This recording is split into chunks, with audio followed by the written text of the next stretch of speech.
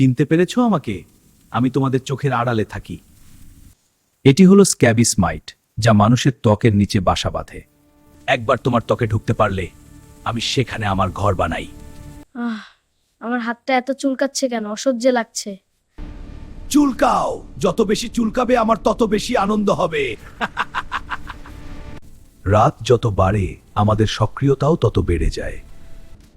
আমি একা থাকি না, আমার পুরো পরিবার তোমার শরীরে ছড়িয়ে পড়ে।